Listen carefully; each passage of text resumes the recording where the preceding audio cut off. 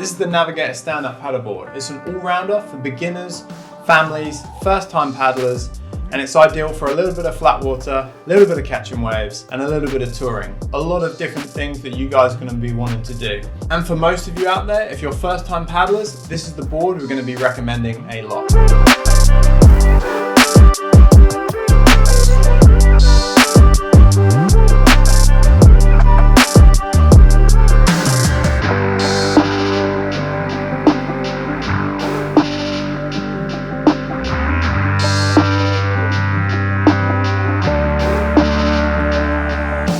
This is the Navigator. We have it in 10'6" as well as 11'2". This is the 10'6" version. The same great shape, but for different kinds of paddlers. If you're on the smaller or lighter side, the 10'6" is ideal for you. And if you're a larger paddler, then I'd recommend the 11'2". If you're not sure where you might fit in, check out the size charts on our website and it will give you a rough guide, the recommended rider weight next to the size. This board has a generous amount of volume. This is going to be very stable if you're a first-time paddler with lots of width throughout the middle, and you're going to need it here most because this is where you're going to be standing. The Navigator has a wide outline. This is going to make catching waves far easier, meaning you're going to be able to get into those waves a little bit earlier. Moving back, a wide but maneuverable tail with lots of release.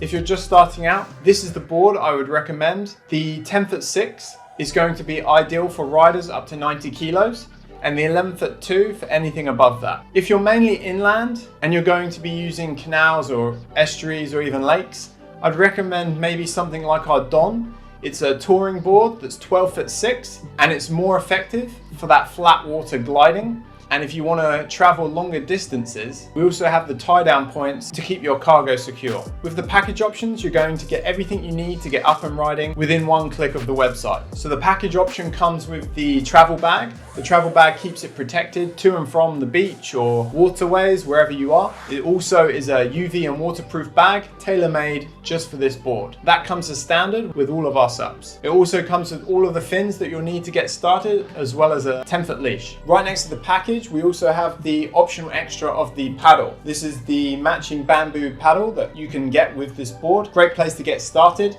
So if you know your height or don't know your height, you can have a little play, and it's a great place to get started with the package deal. So the 10'6" all-rounder is the go-to starting point for many paddleboarders. Whether you fancy trying a bit of wave catching, or if you just want to leisurely paddle with the family, this is a great place to start, with loads of volume in the board for yourself and maybe a little passenger as well. So construction, like all our paddleboards, it's an epoxy and EPS construction. This means it's going to keep it nice and light, also efficient in the water. Having a lighter board is always good. With the nitty gritty details, we've got an Hexcel fiberglass top and bottom, 2 layers, also the veneer layer.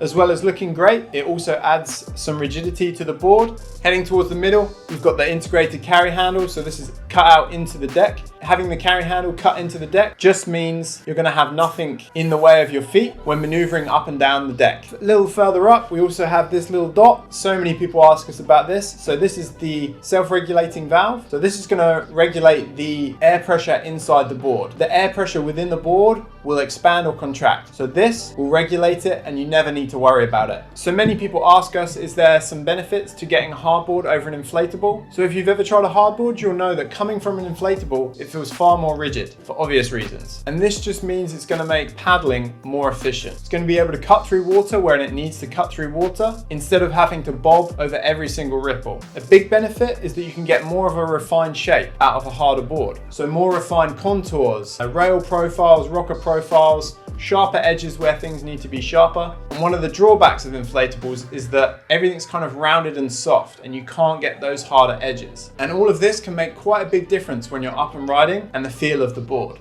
So final thoughts, if you're looking for a all-round paddleboard, maybe this is your first paddleboard and you want to have a go at maybe a little bit of surfing, a little flat water, or maybe just a great family board to get started on, this is the place I would recommend most of you to start. It's going to be a significant upgrade from an inflatable, and if you're on the larger side or a taller paddler, I'd recommend the 11'2". If you're inland and looking more for a touring board, maybe check out our Don review.